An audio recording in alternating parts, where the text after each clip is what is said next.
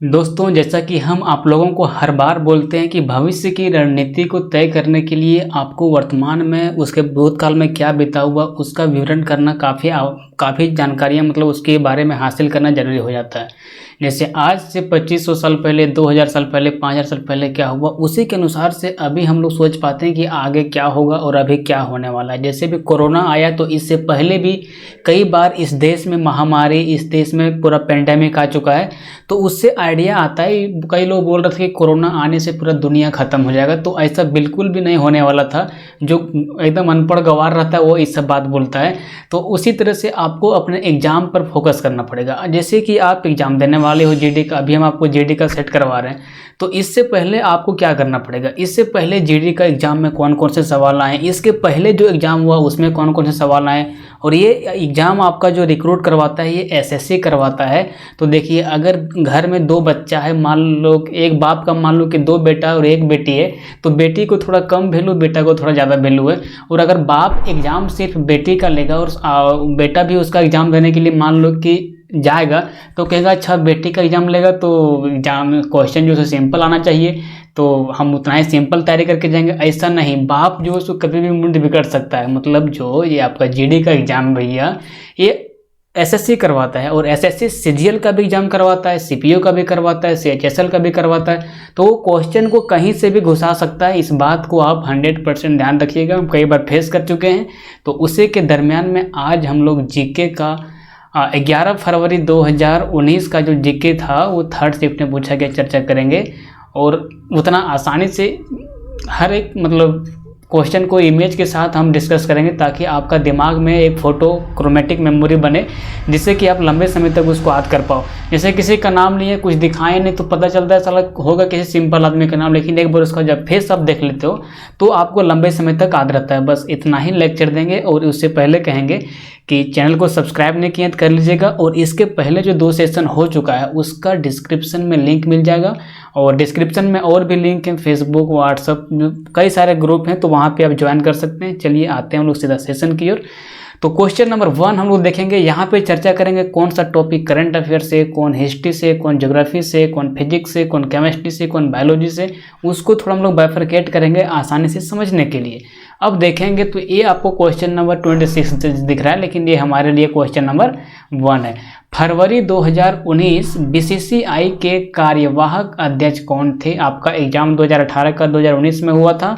और ये देखिए भैया, करंट अफेयर का सेक्शन है। खैर इसका आंसर होगा सीके खन्ना, और ये करंट अफेयर का है, तो यहाँ पे आप नोट कर लीजिएगा। ये करंट अफेयर का, ये आपके लिए इम्पोर्टेंट नहीं है, ठीक है, तो इसको आप स्किप कर सकते हैं। मेरा दिखाने का मकसद ये है कि आप जान पाओ कि करंट अफेयर का क्वेश्चन आता है, ठीक है। चलिए क्वेश्चन नंबर 2 देखने का प्रयास करते हैं। क्वेश्चन नंबर 2 देखिए, ये आपका स्टैटिक जीके है। देखिए, कभी मान लो कि कोई बहुत बड़ा घटना बीत जाए ना, तो उसको हम लोग स्टैटिक जीके में मान लेते हैं। जैसे कि मान लीजिए 42वां संविधान संशोधन 1976 हुआ था, तो उस समय के लिए वो करंट अफेयर का टॉपिक था, लेकिन अभी हमारे लिए क्या स्टैटिक बन गया। मतलब सरकार के द्वारा अगर कोई बड़ा मुद्दा ले आया जाता है जिससे मतलब बहुत ज़्यादा चीज़ प्रभावित होता है, तो उसको स्टैटिक जीके में काउंट किया जाता है उस समय के लिए। तो जिसमें वो लागू किया वो तो करंट अफेयर है ही, लेकिन उसको आप स्टैटिक में भी ध्यान रखिएगा। जैसे कि नीति आयोग का 2015 में गठन किया, ठीक है, 1 जनवरी 2015 में योजना आयोग से, तो उसको आपको ध्यान रखना है कि जो नीति आयोग है भैया उस समय के लिए करंट अफेयर का टॉपिक है, लेकिन ये भविष्य में भी पूछा जा सकता है। वो 2017 में पूछ देता है, 2018 में भी कई बार नीति आयोग के बारे में पूछा है। तो आप ये चीज़ को समझ पाओ कि कौन सा टॉपिक करंट अफेयर का है जो मतलब कुछ ही दिन के लिए चलेगा। जैसे पुरस्कार वाला, एक बार किसी को मिल गया, जैसे पुरस्कार में भी सब छोटे मोटे सब नोबेल पुरस्कार का बात आएगा, तो भैया वो स्टैटिक टाइप का बन जाता है। भारत रत्न का बात आ जाए, तो ये सब जो पुरस्कार है ना, बड़े बड़े पुरस्कार, हम आपको एक ही बार बोले कि कोई भी घटना जो है, जो एक मतलब कह सकते हो बहुत बड़े लेवल पे होता है ना, तो उसको आप स्टैटिक में याद रखो। और जो सिंपल, किसको ब्याज सम्मान मिला, तो इसको कौन सम्मान मिला, तो ये सब फलना चिलना ढकना जो चीज़ है भैया, उसको आप मतलब 6-7 महीना याद करो, फिर उसको कहो भैया मेमोरी के पीछे चला जाओ, तुम्हारा कोई काम नहीं है मेरे पास। अब देखो क्वेश्चन नंबर 2 देखो यहाँ पे, किस पाकिस्तानी जनरल ने 1999 में अपने देश में सैन्य शासन लागू किया था। तो इसका सही उत्तर होगा option number D, Parvez Musharraf. Parvez Musharraf इसका सही उत्तर होगा। अब देखिए, अब इसमें एक बात आप ध्यान रखिएगा, पाकिस्तान में जो शासन व्यवस्था चलता है ना, भले वहाँ सरकार अभी इमरान खान का हो या जो भी हो, लेकिन वो अपना उसका मर्जी चलता नहीं है। पाकिस्तान में हमेशा सेना का मर्जी चलता है। जो चाहेगा सेना वो वहाँ कर देगा। सेना चाहेगा कि तुरंत सरकार को हटा के हम बैठ जाएं तो वहाँ पे वो बैठ सकता है, लेकिन वहाँ पे हमेशा मतलब समझ लीजिए कि अब सैन्य शासन चलता है। वहाँ पे गवर्नमेंट का कोई काम नहीं होता है। गवर्नमेंट सिर्फ उसको एक कह सकते हो आप कठपुतली के जैसा बैठा दिया जाता है, जैसे इमरान खान को बैठाया। एक चीज़ ध्यान रखिएगा, पाकिस्तान का जो राजधानी है वो आपका इस्लामाबाद है। कहाँ पे भैया? इस्लामाबाद है पाकिस्तान का राजधानी, इस बात को याद रखिएगा। और कश्मीर में तो हिंदुस्तान पाकिस्तान का इशू चलते रहता है, उसको ध्यान रखिएगा, वो इंपॉर्टेंट नहीं है, बार बार नहीं पूछता है। अब देखिए 27 नंबर क्वेश्चन हो गया, क्वेश्चन नंबर 2 हो गया। क्वेश्चन नंबर 3 पढ़ते हैं। क्वेश्चन नंबर 3 देखिए भैया, बहुत इंपॉर्टेंट है। बनारस हिंदू विश्वविद्यालय, जिसको हम लोग BHU बोलते हैं, बनारस हिंदू यूनिवर्सिटी की स्थापना किसने किया था? तो वो किए थे भैया पंडित मदन मोहन मालवीय। ये बनारस कहाँ पे भैया? तो ये हमारा कहाँ पे पड़ जाता है? यूपी में पड़ जाता है। अब ये हमारा हो गया पंडित मदन मोहन मालवीय बनारस हिंदू विश्वविद्यालय का स्थापना किए थे। अब यहाँ पे जवाहरलाल नेहरू के बारे में बात आता है, तो जवाहरलाल नेहरू 15 अगस्त 1947 को क्या बन गए थे भैया? हमारे प्रधानमंत्री बन गए थे 15 अगस्त 1947। और एक चीज़ बड़ी बार पूछता है, इस बात को पूछता है कि बताइए, 4 को ऑप्शन दे देगा, इंदिरा गांधी, लाल बहादुर शास्त्री, पंडित जवाहरलाल नेहरू और मनमोहन सिंह कहेगा, बताइए इसमें से सबसे ज़्यादा लंबा कार्यकाल किस प्रधानमंत्री का चला था? तो वहाँ से याद रखिएगा, प्रधानमंत्री जवाहरलाल नेहरू जो हैं ये सबसे लंबे समय तक 16 साल के आसपास इन्होंने शासन किया है। 1951 से लेकर 1966 तक, मतलब जब तक इसका मृत्यु नहीं हो गया तब तक ये क्या रहे भैया? प्रधानमंत्री के पद पर रहे। तो जवाहरलाल नेहरू का जो है वो सबसे अधिक कार्यकाल है, ठीक है, मतलब सबसे लंबे समय तक इन्होंने शासन किया है प्रधानमंत्री के पद पर। बाल गंगाधर तिलक के बारे में इसका इम्पोर्टेंट है, जब आएगा नेक्स्ट टॉपिक तो भी 25 क्वेश्चन करवाने में टाइम ज़्यादा ना चला जाए, इसलिए ध्यान में रखते हुए आप लोगों को जो इम्पोर्टेंट है उसको बताने का प्रयास करते हैं। अब बढ़ते हैं क्वेश्चन नंबर 4 की ओर। क्वेश्चन नंबर 4 यहाँ पे देखिए भैया, ये सब क्वेश्चन बार बार आता है एग्जाम में। Ag एक महंगी, नर्म, सफ़ेद और चमकदार धातु है जिसे आमतौर पर किस रूप में जाना जाता है? देखिए ये केमिस्ट्री का क्वेश्चन है और आप इसको 9 में भी पढ़े होंगे, 10 में भी पढ़े होंगे, 11 में भी पढ़े होंगे, 12 में भी पढ़े होंगे। हम आपको याद करवाते हैं ताकि आप एक बार NCERT को फोकस कर सको। और ये जो धातु, ये जो भैया Ag है, एक महंगी, नरम, सफ़ेद और चमकदार धातु है जिसे आमतौर पर किस नाम से जाना जाता है? तो इसे भैया जाना जाता है चांदी से। देखिए ये जो आपका यहाँ पे Ag है ना, ये इसका सिल्वर का संकेत है। ये जो Ag है भैया, ये आपका सिल्वर का संकेत है और इसका एटॉमिक नंबर यानी कि परमाणु संख्या होता है 47। इसी तरह से कभी कभी सिंपली पूछ दिया जाता है कि आप बताइए कि आयरन का एटॉमिक नंबर कितना होता है? तो उसका होता है भैया हमारा 26। इसी तरह से कभी कभी पूछ दिया जाता है कि बताइए जिंक का एटॉमिक नंबर कितना होता है? तो बताइए 30 होता है, 30। बोलता है कैल्शियम का एटॉमिक नंबर कितना होता है? तो आप बोलोगे 20। ये सब जो है ना बार बार रिपीट करता है, पूछते रहता है, बताइए इसका एटॉमिक नंबर कितना है, इसका क्या है। अब यहाँ पे आपको सिंपली कर दिया, Ag एक महंगी, नरम, सफ़ेद और चमकदार धातु है। ये चमकदार, महंगी और लन फन मत कीजिए। देखिए Ag जो है ना संकेत ही होता है सिल्वर का, और सिल्वर का हिंदी ही होता है भैया हमारा चांदी। आप 3 अवार्ड जरूर सुने होंगे ओलंपिक में या कोई भी राष्ट्रमंडल खेल होता है तो वहाँ पे पहला गोल्ड मेडल, दूसरा सिल्वर मेडल और तीसरा ब्रॉन्ज मेडल। तो पहला जो होता है वो गोल्ड मेडल को हम लोग बोलते हैं सोना वाला, सिल्वर मेडल हम लोग बोलते हैं चांदी वाला को। तो वही चांदी यहाँ बात कर रहा है और उसका संकेत होता है भैया Ag और इसका एटॉमिक नंबर होता है 47 और ये एक प्रकार का धातु है। इतना ही आपको दिमाग में याद रखना है। यहाँ पे और अगर देखा जाए 30 वाला पारा है, इसको हम Hg बोलते हैं और इसका एटॉमिक नंबर होता है 80। और ये बड़ी बार पूछता है कि कौन सा धातु है जो हमेशा द्रव की अवस्था में रहता है तो वो हमारा है भैया पारा, ठीक है। एल्युमिनियम यहाँ पे दिया है तो एल्युमिनियम का एटॉमिक नंबर, इसका संकेत होता है Al और इसका एटॉमिक नंबर होता है 13, ठीक है। यहाँ पे देखिए आपका निकेल है तो निकेल का जो एटॉमिक नंबर होता है ना वो होता है 28 और इसका संकेत होता है Ni, ठीक है। अब ये सब चीज़ भैया सिंपल याद रखो। और एक चीज़ इसी से रिलेटेड याद कर लो, कई बार रिपीट कर गया है। बताइए भैया कि कांसा कौन कौन से धातु का मिश्रण है, और इसका ट्रिक भी आपको बताए हैं। कांसा किस किस धातु का मिश्रण है? तो इसमें कॉपर मिला रहता है और इसमें Sn मिला रहता है। कॉपर का एटॉमिक नंबर भैया होता है 29 और 29 और Sn का एटॉमिक नंबर होता है 50 और ये दोनों धातुएं मिल के भैया हम लोगों का कांसा का निर्माण करता है। अगर आप सिंपली देखोगे तो कांसा में क के जगह पर यहाँ Cu ले लिए और स के जगह पर यहाँ Sn ले लिए, तो Cu से बन गया कॉपर और Sn से आपका हो जाता है टीना। तो आपका टीना और कॉपर मिल के बना देता है कांसा, और ये बड़ी बार रिपीट कर गया है, कोई इसमें शक नहीं है। रेलवे का एग्जाम हो, आपका CGL का हो, CHSL का कोनो हो, वहाँ पे एक क्वेश्चन पूछता है मिश्रण धातु के बारे में।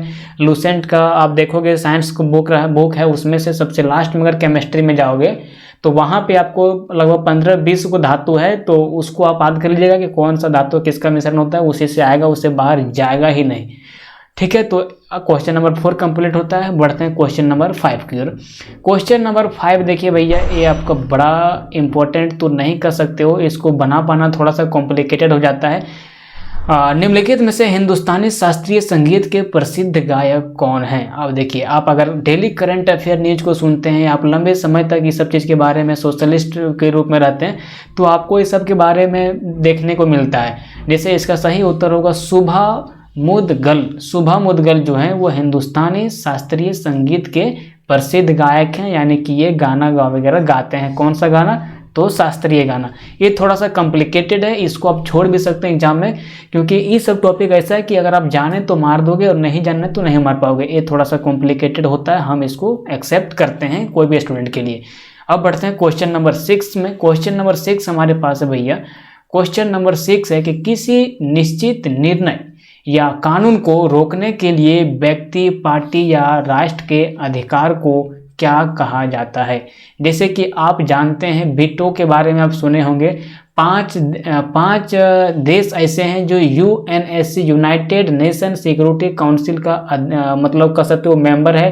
पहला चाइना है, दूसरा फ्रांस है, फिर रसिया है, फिर अमेरिका है और एक आपका UK है, यानी कि यूनाइटेड किंगडम है। ये 5 देश भैया UNSC, ये यूनाइटेड नेशन के बारे में थोड़ा आपको हिंट देते हैं, उसके बाद हम टॉपिक पर आएंगे। UNSC देखिए यूनाइटेड नेशन का एक ग्रुप है, कह सकते हो आप काउंसिल है, और इसमें 5 ऐसे देश, पहला देखिए भैया इसमें है चाइना, ठीक है, और दूसरा इसमें देखिए भैया है हमारा रसिया, तीसरा इसमें है आपका फ्रांस, ठीक है, और चौथा इसमें है भैया UK यानी कि यूनाइटेड किंगडम, और उसके बाद है आपका US, यहाँ पे 5वां देश। ये 5 देश ऐसे इस UNSC यानी कि यूनाइटेड नेशन सिक्योरिटी काउंसिल में है। ये 5 देश ऐसे हैं जो कोई भी विधेयक अगर इस काउंसिल में आएगा तो उसको इस 5 देश के पास अधिकार है कि उस विधेयक को हर कोई पारित कर दे, हर कोई बोल दे कि हम एक्सेप्ट कर लें, इसको पारित किया जाना चाहिए। लेकिन इस 5 देश में अगर कोई भी देश कहेगा कि नहीं हम इसको एक्सेप्ट नहीं करते हैं, इससे हम पारित नहीं होने देंगे, तो वो उसको नहीं पारित होने देता है। मतलब क्या करता है, उस पर वीटो लगा देता है। वीटो का हिंदी ही होता है भैया, देखिए इंग्लिश का कहाँ आपको बड़ा रोल मिलता है समझने का प्रयास कीजिए। ये जो वीटो है ना, इसको इंग्लिश में VET वो लिखते हैं, और इसका हिंदी ही होता है निषेधाधिकार। मतलब कि हम किसी भी चीज़ को निषेध करते हैं, हम उसको आपको आज्ञा नहीं देते हैं आगे बढ़ाने के लिए। तो क्या बोल रहा है, क्वेश्चन को समझिए। किसी निश्चित निर्णय या कानून को रोकने के लिए व्यक्ति, पार्टी या राष्ट्र के अधिकार को क्या कहा जाता है भैया? तो वीटो कहा जाता है। जैसे कि मान लीजिए कोई कानून संसद में, दोनों संसद के बारे में आपको पता ही है, एक होता है राज्यसभा, एक होता है लोकसभा और एक होता है राष्ट्रपति। अब देखिए कोई भी कानून को राष्ट्रपति संसद में दोनों सदन पारित कर दिया, पहला लोकसभा भी राज्यसभा भी, अब वो मामला गया भैया राष्ट्रपति के पास। राष्ट्रपति यह कहेगा अरे बाप ये गलत चीज़ है, हम इसको पारित नहीं होने देंगे, इसको एक्सेप्ट हम नहीं करते हैं। तो राष्ट्रपति वहाँ पे क्या करता है, अपना वीटो का इस्तेमाल करता है, यानी कि उस अधिनियम को निषेध करता है, उस पर वो वीटो लगाता है। अब इतना नहीं समझ पाए तो आपसे बैल इस धरती में पैदा नहीं होगा। बढ़ते हैं क्वेश्चन नंबर 7 की ओर। क्वेश्चन नंबर 7 देखिए, इसको भी ये देखिए भैया केमिस्ट्री का क्वेश्चन है, हम आपको यहाँ पे साइड में लिख देते हैं केमिस्ट्री का क्वेश्चन। सोडियम हाइड्रोक्साइड का उपयोग नहीं किया जाता है, देखिए NaOH इसका होता है मेरे दोस्त सोडियम हाइड्रोक्साइड का फार्मूला, केमिकल फार्मूला। अब बोल रहा है कि सोडियम हाइड्रोक्साइड का उपयोग नहीं किया जाता है। ये देखिए कई सारे तत्व होते हैं, आयरन का प्रयोग कहाँ किया जाता है, कॉपर का प्रयोग कहाँ किया जाता है, सल्फ्यूरिक एसिड का प्रयोग कहाँ किया जाता है। एक केमिस्ट्री का एक सेक्शन है मेरे दोस्त, वहाँ पे पढ़ना पड़ता है अलग अलग यौगिक का अलग अलग उपयोग क्या होता है। तो यहाँ पे देखिए सोडियम हाइड्रोक्साइड का उपयोग नहीं किया जाता है।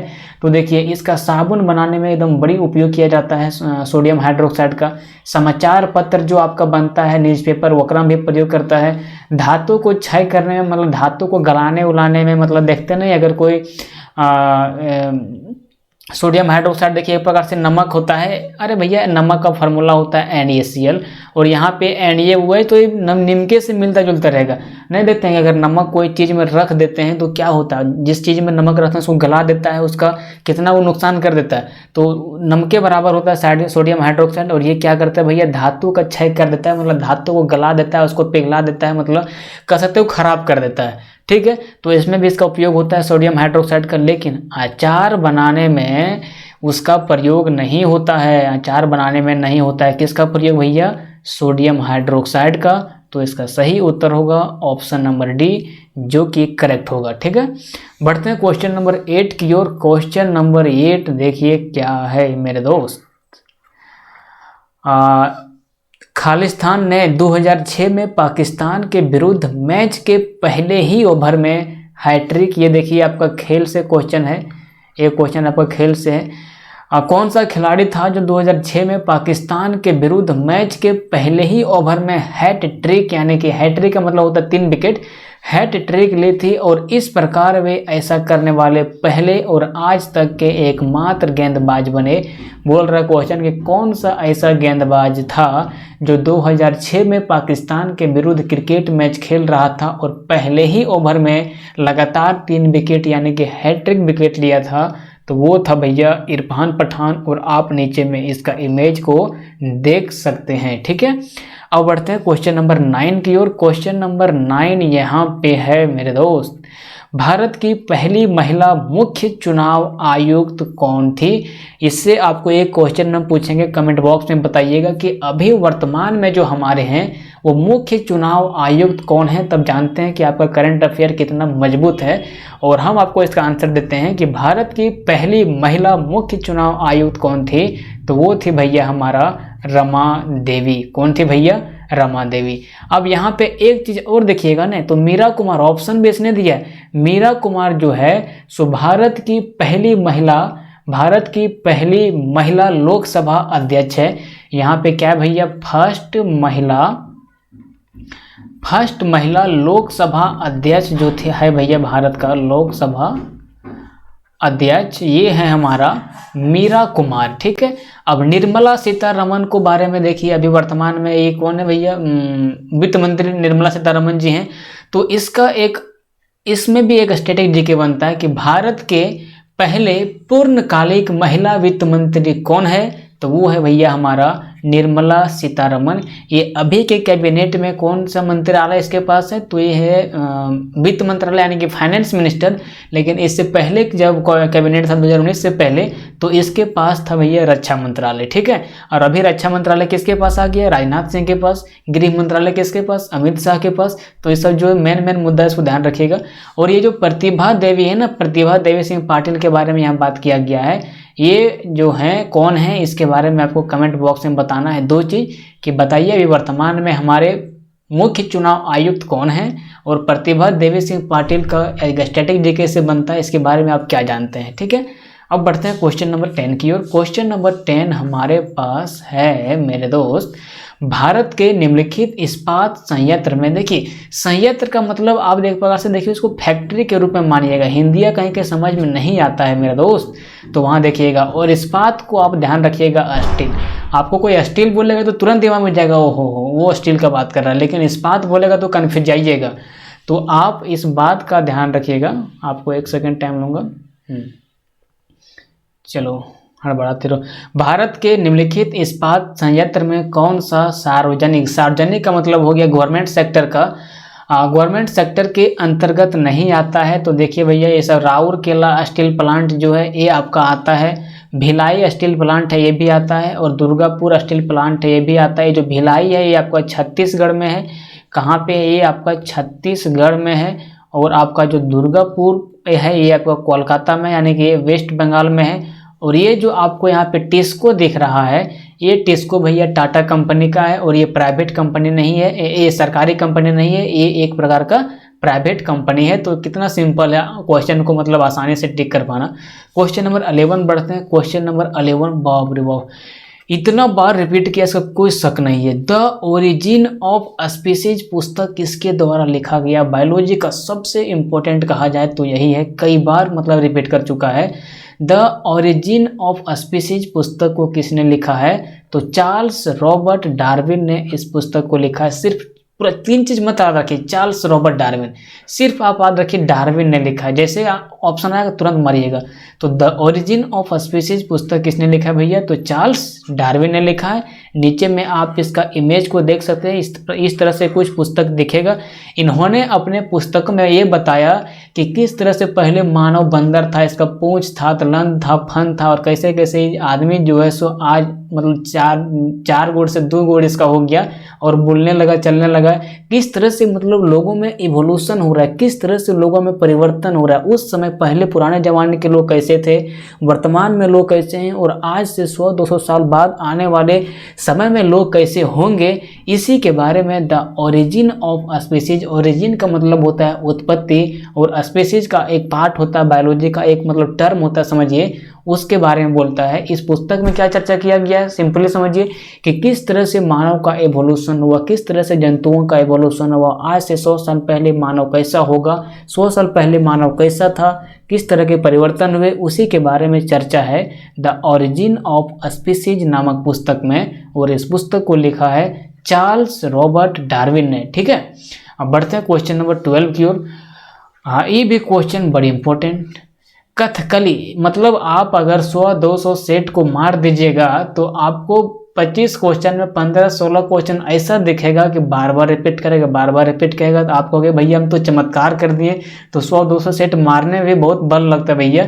तो उतना मारोगे तो आपका दिमाग में ऑटोमेटिक मतलब बैठ जाएगा कौन सा क्वेश्चन कई बार रिपीट किया, कौन रिपीट नहीं किया, कौन नया आया, कौन पुराना आया। तो आप मेहनत करोगे तभी भैया इसका फल आपको मिलेगा। अब देखिए क्वेश्चन नंबर 12 में बोल रहा है कि कथकली की जड़ें किस राज्य में है। मतलब सीधा से कहना क्वेश्चन जा रहा है कि बताइए कथकली जो है सो कौन से राज्य में मतलब इस डांस को किया जाता है कथकली को। तो वो हमारा है भैया केरला। आप ये बात को भली भांति जानते हैं कि सेक्स रेशियो यानी कि प्रति 1000 पुरुष में महिलाओं की संख्या सबसे अधिक कहा जाए 2011 की जनगणना के अनुसार तो वो हमारा केरला है। और इसका जो है भैया 1084 महिला प्रति 1000 पुरुष है। मतलब 84 महिला का ब्याह किससे होगा भैया, आप जज करके कमेंट बॉक्स में बताइएगा।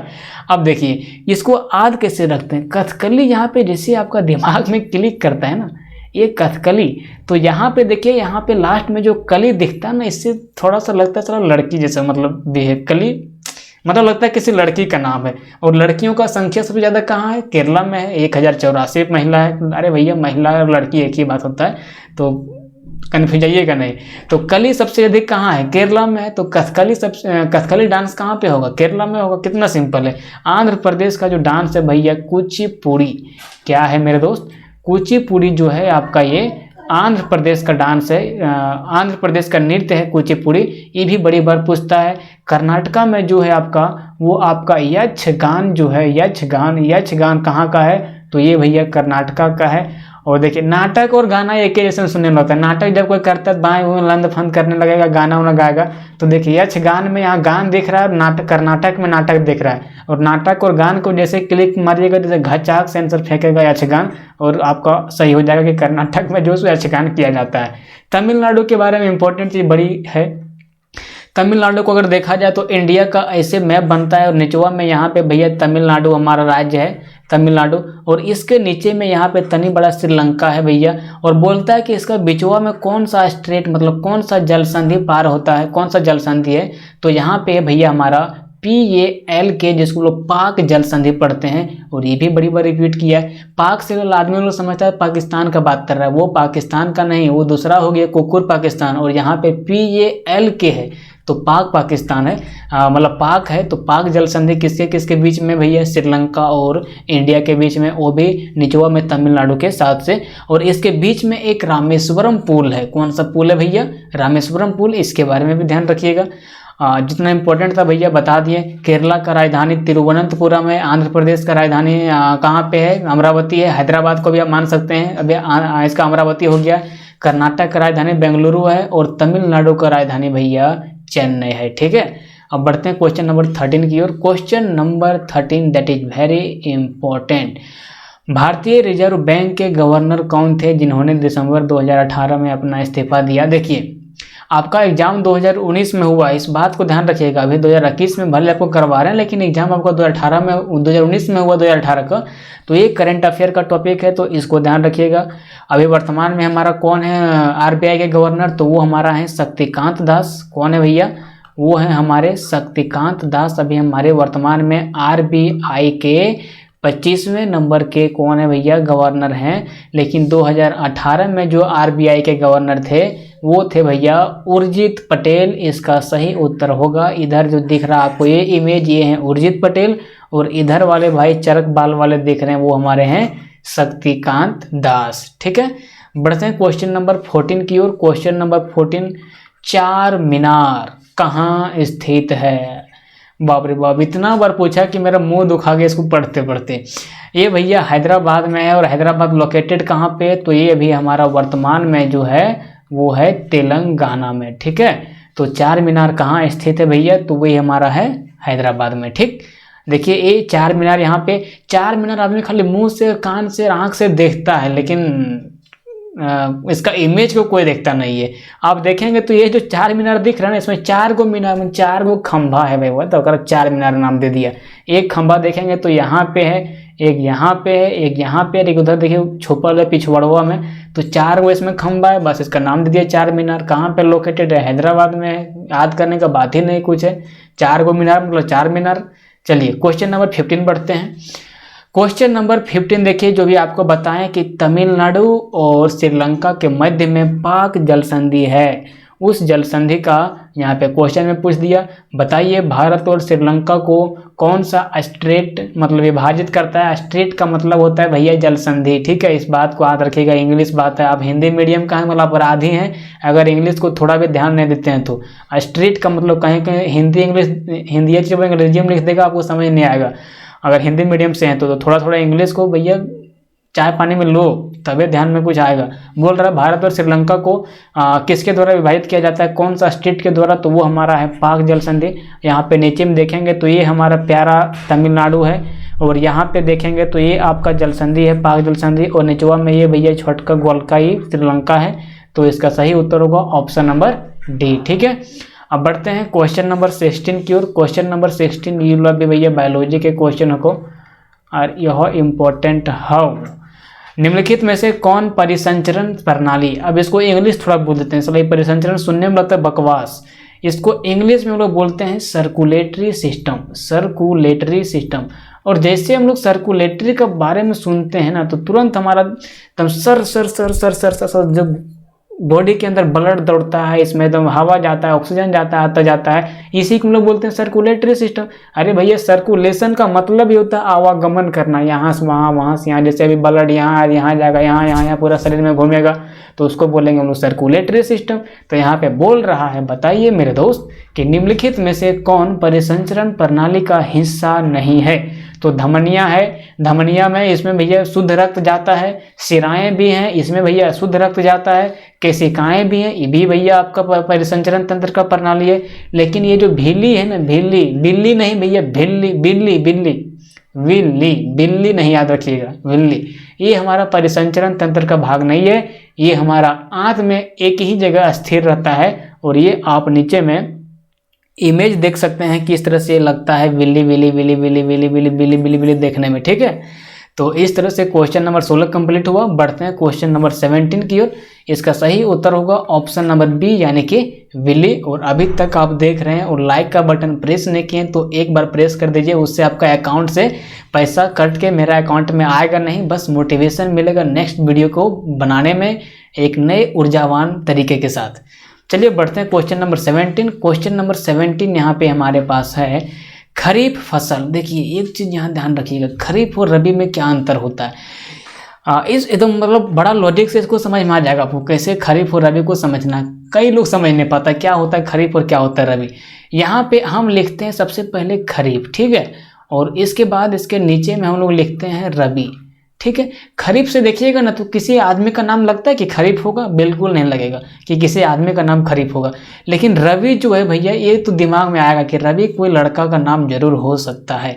और लड़का को देखिए ठंडा में खूब जाड़ लगेगा, एकदम कंबल उम्बल ओढ़ के सोतेगा पूरा, एक नहीं दो नहीं तीन नहीं चार को ठंडा कचकचाक लगेगा। तो अब देखिए रवि को ठंडा कब लग रहा है, ठंडा के दिन में लग रहा है कि नहीं, सो आप बताइए, और कंबल उम्बल ओढ़ के कचकचाक सोतेगा वो।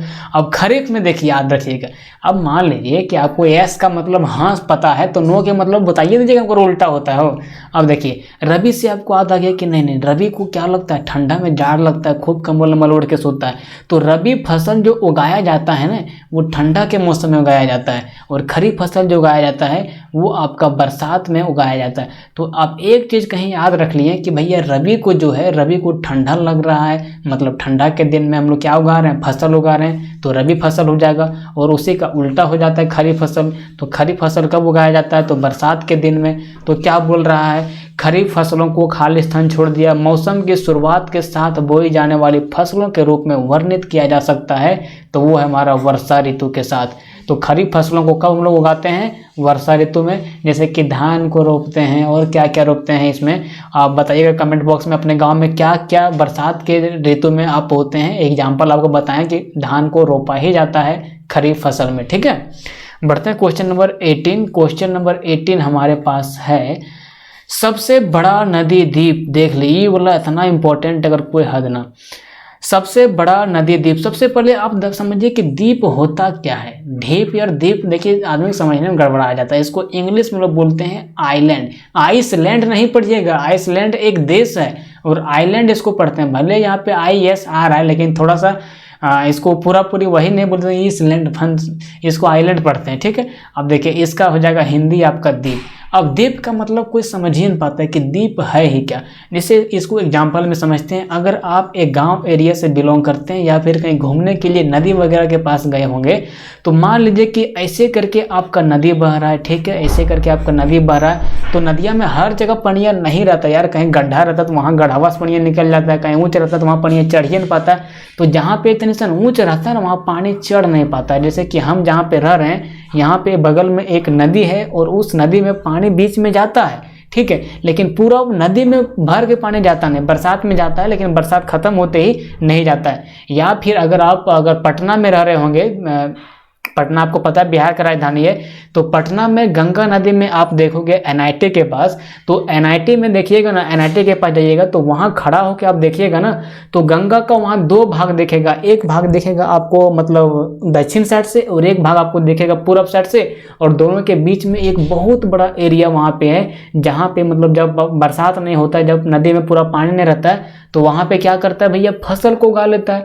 तो द्वीप का मतलब क्या हुआ कि पानी के बीच में ही कोई छोटा सा मतलब उठा हुआ भाग हो जहाँ पे मतलब पानी पहुँचा नहीं हो, तो उसको हम लोग द्वीप बोलते हैं। तो यहाँ पे बोल रहा है कि सबसे बड़ा नदी द्वीप, नदी तो बहुत है भैया, ब्रह्मपुत्र नदी है, गंगा नदी है, रावी नदी है, सतलज नदी है, सिंधु नदी है, लेकिन दूसरा कौन नदी का बात कर रहा है, सबसे बड़ा नदी द्वीप माजुली द्वीप निम्नलिखित में से किस नदी में स्थित है, तो वो है हमारा भैया ब्रह्मपुत्र नदी में स्थित है। अब कहोगे भैया ब्रह्मपुत्र नदी है कहाँ, अब थोड़ा सा इसको हम लोकेशन में आपको दिखा देते हैं, एक सेकंड इसको मिटाते हैं। क्वेश्चन बनाना बड़ी बात नहीं है, क्वेश्चन को समझना कि क्वेश्चन क्या कर रहा है सबसे बड़ी बात ये है। अगर क्वेश्चन समझ गए तो आप मतलब खुद से भी तैयारी कर सकते हैं, और क्वेश्चन खाली आंसर बक दो बस हो गया तो ये मतलब बकवास वाला काम होता है। तो आंसर मत खाली रटिए। अब देखिए इसको हम बताने का प्रयास करते हैं। ये हमारा देखिए इंडिया का नक्शा है, यहाँ पे आप देखोगे तो हमारा पश्चिम बंगाल है, ऐसे करके जाओगे तो ये हमारा हो जाता है आपका नॉर्थ ईस्ट इंडिया मतलब क्या, मतलब कि पूर्वोत्तर भारत। अब यहाँ पे देखिएगा ना, तो यहाँ पे असम आपका स्थित है, ठीक है। और इस असम के बीचों बीच में ब्रह्मपुत्र नदी पार होता है, और ब्रह्मपुत्र नदी थोड़ी बड़ी नदी है, मानसरोवर से निकलती है, एकदम घूम घूम घूम घूम अरुणाचल प्रदेश होते हुए असम में आती है। तो यहाँ पे देखिए पूरा नदियाँ जब बहती है तो बीच बीचवा में एक बहुत बड़ा एरिया ऐसा है जहाँ पे पानी पहुँच ही नहीं पाती है, कोना कोना से पानी निकलता है, तो इसको हम लोग द्वीप बोल देते हैं। तो यही आपका हो जाता है ब्रह्मपुत्र नदी। ब्रह्मपुत्र नदी कहाँ से पास करता है भारत में, तो ये आपका हो जाता है असम से। असम का राजधानी कहाँ पे है, तो दिसपुर में है। और असम के अभी वर्तमान में मुख्यमंत्री कौन है, आप एक बार कमेंट बॉक्स में बताइएगा, आपका नॉलेज भी पता चल जाए मेरे साथ कितना है। सो चलिए, तो आप समझ गए कि सबसे बड़ा नदी द्वीप यानी कि सबसे बड़ा रिवर आइलैंड माजुली है, जो ब्रह्मपुत्र नदी में है। और एक किस नदी में स्थित है, ब्रह्मपुत्र, तो ऑप्शन में दे दिया। और ये कहाँ पे है, तो आपका असम में है। इसमें कभी कभी बाढ़ भी आते रहता है, तो न्यूज में आते रहता है। अब बढ़ते हैं क्वेश्चन नंबर 19 की ओर। क्वेश्चन नंबर 19 है क्या मेरे दोस्त, इसको देखिए, लॉजिक लगाओ यहाँ पे, याद रहे आंसर या ना याद रहे, लेकिन लॉजिक से आंसर बन जाएगा। अगस्त 1858 में, आपको पता है कि 1857 का जो बहुत बड़का क्रांति हुआ था भारत में, जो खूब अंग्रेज को लतियाया गया था, पीटा गया था। अब अंग्रेज बौखला गया, बोल रही साला अगर कुछ काम नहीं करेगा तो फिर इंडियन हम लोग को मार जुत्ता बुत्ता कर देगा। तो इन्होंने क्या किया, अगस्त 1858 में ब्रिटिश संसद का मतलब होता है एक प्रकार का सभा, इस पॉइंट को देखिएगा, खाली आंख से देखिएगा नहीं, संसद लिखा हुआ समझिएगा, फिल की जगह संसद होता क्या, संसद का मतलब होता है सभा। अरे भैया गांव तरफ में कैसे सभा होता है, उसी को हम लोग बड़े लेवल पर संसद बोल देते हैं। तो ब्रिटिश संसद ने एक अधिनियम पारित किया, यानी कि एक कानून पारित किया, जिसने कंपनी के शासन को समाप्त कर दिया। कंपनी के शासन आपको पता है कि भारत में 1600 ईस्वी में ईस्ट इंडिया कंपनी इंग्लैंड से आया था, और उन्हीं के द्वारा शासन किया जाता था इंडिया में। अब मान लीजिए कि भारत में टाटा कंपनी है, मुकेश अंबानी का कंपनी है, अब मोदी जी कह दे कि अरे भाई हमारे से शासन ना हो तो से तू ही शासन कर ले इंडिया में, तो देखो ये किसको शासन दे दिया, कंपनी को दे दिया। इसी तरह से इंग्लैंड वाला साला तनी बड़का, वो यूरोप में था, ये सब बोला कि अरे भैया हम लोग पास हम तुम लोग को दे देते हैं, जाओ भारत में शासन करो और हमको कुछ पैसा दे देना, बस हमको और कुछ नहीं चाहिए। अब कंपनी देखिए, कोई भी चीज़ को अगर कंपनी को दे दीजिएगा ना, तो वो कम पैसा में ज़्यादा आउटपुट निकालना चाहेगा। आप देखिए गवर्नमेंट जॉब में आपका नौकरी होता है, तो आप अगर कोई काम को कम भी करोगे ना, तो आप पर प्रेशर नहीं है। लेकिन प्राइवेट में अगर आप जॉब करोगे भैया, तो आपको काम अगर 10 रुपया दे रहा है, तो 10 रुपया के बदले पूरा 10 रुपया का काम आपको करवाएगा। तो उसी तरह से क्या किया, 1857 में लतिया दिया कंपनी वाले को, सबका गुस्सा फूट गया था इंडिया वाले का। तो 1858 में ब्रिटिश संसद ने एक अधिनियम पारित किया, और उन्होंने कहा, और उन्होंने क्या किया, कंपनी के शासन को समाप्त कर दिया। देखा कंपनी यहाँ पे क्या कर रहा है, गड़बड़ी कर रहा है, तो इसे कौन सा अधिनियम या फिर एक्ट कहा गया, तो इसे कहा गया भैया भारत शासन अधिनियम। क्या कहा गया भारत शासन अधिनियम। देखिए इसको कैसे हम लोग नेगलेक्ट कर सकते हैं, न्यास का कोई मतलब नहीं निकलता है, एकदम कुछ नहीं, इसको आप हटाइए। फोर्ट विलियम क्या हो गया, फोर्ट विलियम, किला तिला लंद फंद ये सब कुछ काम है, इसको भी हटा दीजिए। काजिस अधिनियम, ये भी कुछ काम नहीं है।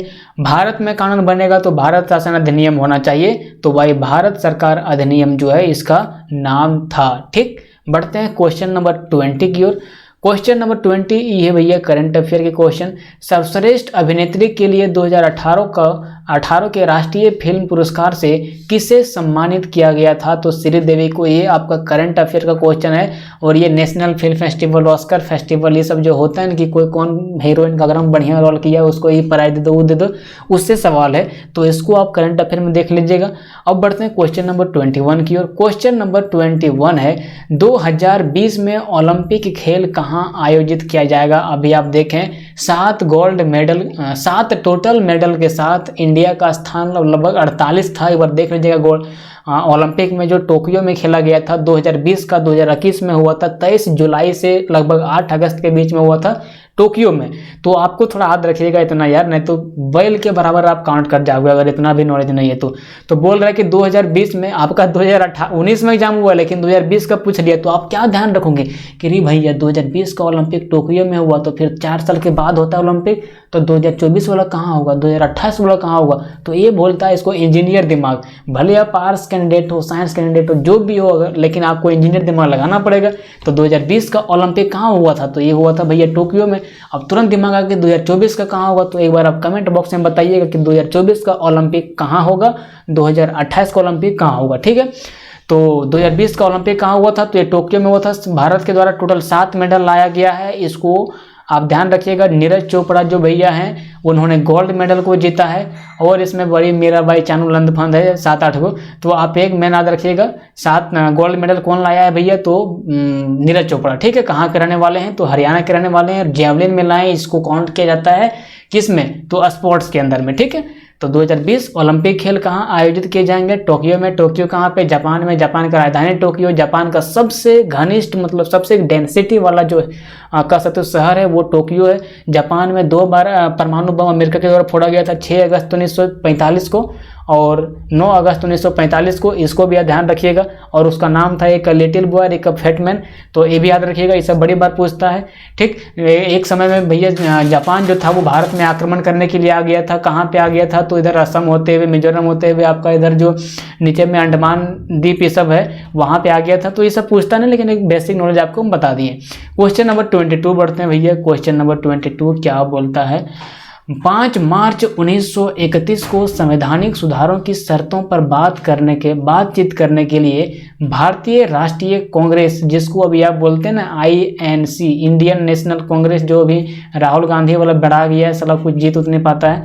भारतीय राष्ट्रीय कांग्रेस की ओर से मोहनदास करमचंद गांधी, गांधी जी के बात में कर रहा है, खालिस्तान के साथ उच्च स्तरीय आधिकारिक बैठक में भाग लिया।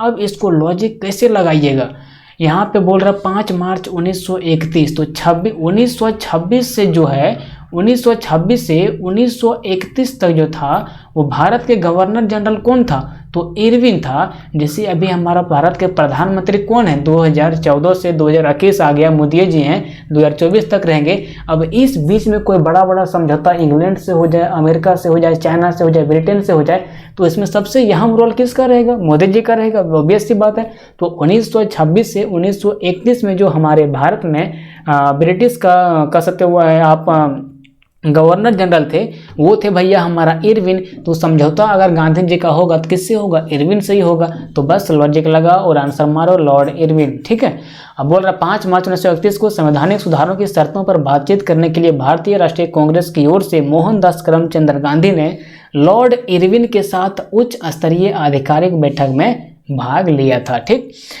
ये आपका 22 है। क्वेश्चन नंबर 23 की ओर चलते हैं। नीली क्रांति, देखिए नीली क्रांति किससे संबंधित है, तो भैया मछली उत्पादन से का संबंधित है। अब इसमें बड़ी बार देता है टमाटर उत्पादन से क्या है, सब्जी उत्पादन से क्या संबंधित है, मतलब कौन सा क्रांति हुआ से, दूध उत्पादन से कौन क्रांति हुआ था। तो एक चीज याद रखिएगा ना, दूध क्रांति से जो है ना यहाँ पे दूध का जो उत्पादन हो गया था हचपचा के भारत में, तो इससे जो आपका है वो संबंधित है श्वेत क्रांति। और जो नीली क्रांति आपको यहाँ दिख रहा है ना, ये आपका संबंधित है मछली उत्पादन से। और ये एक बात बड़ी बार पूछता है, बताइए मछलियों का अध्ययन, मछलियों का उत्पादन का मतलब मछलियों का उत्पादन क्या, मछलियों का अध्ययन क्या कहलाता है, तो वो आपका कहलाता है पीसी कल्चर। देखिए इसको अगर आप मतलब रूरल एरिया से देहाती एरिया से बिलोंग करते हैं तो आप समझ जाओगे इसको याद कैसे करना है। तो सबसे ज़्यादा ट्रिक्स अगर काम करता है तो देहात पर काम करता है। यहाँ पे देखिए मछली है, मान लीजिए कि आपका घर में कोई छोटे बुतरू उसका बाप आप हैं और आप मछली लेके घर गए, तो मछली लेके घर जाएंगे तो आपका बेटवा देखेगा तो अपनी माँ से कहेगी कि मम्मी मसाला वगैरह पीसिए, बाबूजी मछली लेके आए हैं। तो पीसीए से बस आपका एक चीज दिमाग में आया, पीसीए, तो पीसीए से पीसी कल्चर, मछली लेके बाबूजी आए हैं, बस पीसी कल्चर संबंधित है मछली उत्पादन से। इसमें दिमाग लगाना कहाँ है। और एक चीज और पूछता है, बताइए कवकों का अध्ययन क्या कहलाता है। कवकों का अध्ययन क्या कहलाता है, तो ये आपका कहलाता है भैया माइकोलॉजी। क्या कहलाता है मेरे दोस्त, माइकोलॉजी कहलाता है। और शैवालों का अध्ययन क्या कहलाता है, तो फाइकोलॉजी। शैवालों का अध्ययन क्या कहलाता है, तो फाइकोलॉजी। स्पेलिंग मिस्टेक होगा तो एक बार आप मिला लीजिएगा, ठीक है। तो शैवालों का अध्ययन फाइकोलॉजी और कवकों का अध्ययन माइकोलॉजी और मछली उत्पादन का अध्ययन पीसी कल्चर कहलाता है, ठीक है। और यहाँ पे एक चीज़ और पूछता है, सिक्का का जो उत्पादन होता है पुराने जमाने में, चांदी का सिक्का, सोना का सिक्का, लंदफंड जो उत्पादन होता था, मतलब समझिए सिक्का का अध्ययन क्या कहलाता है भैया, तो सिक्का का अध्ययन कहलाता है नोमिस्मेटिक। क्या कहलाता है मेरे दोस्त, नोमिस्मेटिस्ट कहलाता है सिक्का का अध्ययन। ये हर हाल में मतलब एग्जाम कोई भी होगा उसका अगर 30-40 शिफ्ट हुआ तो ये क्वेश्चन देगा ही देगा, उसमें कोई दो मत नहीं है। न्यूमिस्मेटिक कहलाता है भैया हमारा सिक्का का अध्ययन, ठीक है। तो ये आपका हो जाएगा ऑप्शन नंबर डी सही। नीली क्रांति किससे संबंधित है, तो मछली उत्पादन से। मछलियाँ देख लो यहाँ भैया जाल से मारब करो, पीस के रखना मसाला, तो पिसिकल्चर। क्वेश्चन नंबर 24 बढ़ जाओ। क्वेश्चन नंबर 24 क्या कहता है, भारतीय रेगिस्तान। रेगिस्तान जब कहीं सुनता है कोई ना समझता चल रहा है खाली बलुए होगा, लेकिन रेगिस्तान का मतलब वो नहीं होता है। रेगिस्तान का मतलब होता है, इसको देखिए इंग्लिश में लोग बोलते हैं डेजर्ट। रेगिस्तान का मतलब ये नहीं कि खाली बालू, तो उसको हम लोग रेगिस्तान बोल देंगे। थार का रेगिस्तान कहाँ पे स्थित है, सहारा रेगिस्तान कहाँ पे स्थित है। तो रेगिस्तान तो जहाँ बलुआ रहता है उसको बलवम बोलबे करते हैं, लेकिन जहाँ बर्फ भी रहता है ना उसको भी रेगिस्तान में बोलते हैं। मतलब रेगिस्तान का मतलब सीधा दिमाग में लॉजिक घुसा लो मेरे दोस्त, जहाँ पे खेती करना इम्पॉसिबल है, जहाँ पे और कुछ संसाधन को उगा पाना इम्पॉसिबल है, दैट्स कॉल्ड रेगिस्तान यानी कि डेजर्ट। तो बोलता है भारतीय रेगिस्तान अरावली खालिस्तान पश्चिम क्षेत्र में स्थित है। देखिए अरावली कहाँ पे, राजस्थान में, और राजस्थान में क्या है, थार मरुस्थल है। तो भारतीय रेगिस्तान अरावली की पहाड़ियाँ पश्चिम क्षेत्र में स्थित है। कहाँ पे, पश्चिमी क्षेत्र में स्थित है। अब देखिए ये हमारा है, भारत का नक्शा हमसे बनता नहीं बढ़िया से, लेकिन फिर भी क्या करें बनाना पड़ेगा। ये हमारा है भैया प्यारा भारत, और यहाँ से मुंबई, यहाँ पे गुजरात है, यहाँ पे राजस्थान है, फिर उधर पंजाब है, लंदफंद कुछ है। तो यहाँ ये जो पिछड़वा में देख रहा है ना, ये आपका राजस्थान है, और ये भारत का सबसे बड़ा राज्य भी है। कौन, राजस्थान। तो बोल रहा है भारतीय रेगिस्तान पश्चिम क्षेत्र में स्थित है। तो पश्चिम क्षेत्र में एक यहाँ राजस्थान में स्थित है, वो भी थार मरुस्थल है, जो कि अरावली पहाड़ियों के पश्चिम में स्थित है। अरावली पहाड़ी देखिए यहाँ बिचवा में, यहाँ पे अगर पिछड़वा में यहाँ पे कौन सा है भैया, तो भारतीय रेगिस्तान, थार रेगिस्तान, ठीक है। तो क्वेश्चन नंबर 24 का आंसर हो जाएगा ऑप्शन नंबर डी, यानी कि अरावली की पहाड़ी, भारतीय रेगिस्तान अरावली की पहाड़ी पश्चिम क्षेत्र में स्थित है भारत के, ठीक। क्वेश्चन नंबर 25, क्वेश्चन नंबर 25 है, रे बाब ये बड़ी इंपॉर्टेंट जो भी, ये भी मानव शरीर की सबसे छोटी हड्डी कौन है। जब क्लास 4-5 में हम लोग को जीके करवाया जाता था, मतलब कंपटीशन 2-4 को, मतलब 15-20 को लड़का में, तो वहीं से इस चीज़ को दिमाग में क्लिक कर लिया हम लोग कि नहीं, कान का हड्डी भैया सबसे छोटा हड्डी होता है, और कान का हड्डी सबसे मुलायम हड्डी भी होता है, मुचरा जाता है। छू के आप कभी देखिएगा एकदम कान का हड्डी मुचराएगा, और यही सबसे छोटी हड्डी भी होता है, इसका याद रखिएगा। कान की हड्डी एकदम सीधा, कोई लॉजिक मत लगाओ, सीधा याद रख लो। यहाँ पे कनवा में देखिएगा ना, अंदरवा घुसा के, आपको खुद नहीं देखेगा, कोई देखेगा तो, या फिर डॉक्टर वगैरह। एकदम 3 हड्डी पाया जाता है, 2-2 के जोड़ा में। देखिए सबसे पहल का जो होता है उसको हम लोग बोलते हैं मैलियस, यहाँ पे आप लिखा हुआ देख पाएंगे, उसको बोलते हैं मैलियस। वो अगर अंदर घुसिएगा तो वहाँ दिखेगा आपको इनकस, और उसके अंदर में घुसिएगा तो वहाँ पे दिखता है आपको स्टेप्स। तो 3 हड्डी कान में पाया जाता है। कान में टोटल 6 हड्डियाँ पाया जाता है, लेकिन 3 हड्डी जो है सो बेसिकली जोड़ा में पाया जाता है। पहला मैलियस, ये 2 को पाया जाएगा, इनकस 2 में पाया जाएगा, स्टेप्स 2 में पाया जाएगा, और इसका हिंदी कुछ नहीं होता, बस इसको इंग्लिश ये याद रखो, इसको हिंदी जानने का प्रयास मत करो, हिंदी होता भी नहीं है। तो इस तरह से टोटल 25 क्वेश्चन कंप्लीट होता है, और इसी तरह से आपको नेक्स्ट वीडियो देने का प्रयास करेंगे। आप देखो या ना देखो, लेकिन हम कंटिन्यू अपना सीरीज को लगातार जारी रखेंगे। और अभी तक आपने इस वीडियो को पूरा देखा तो लाइक, शेयर, सब्सक्राइब आपका हक बनता है। चलिए मिलते हैं नेक्स्ट वीडियो में, तब तक के लिए जय हिंद, जय भारत।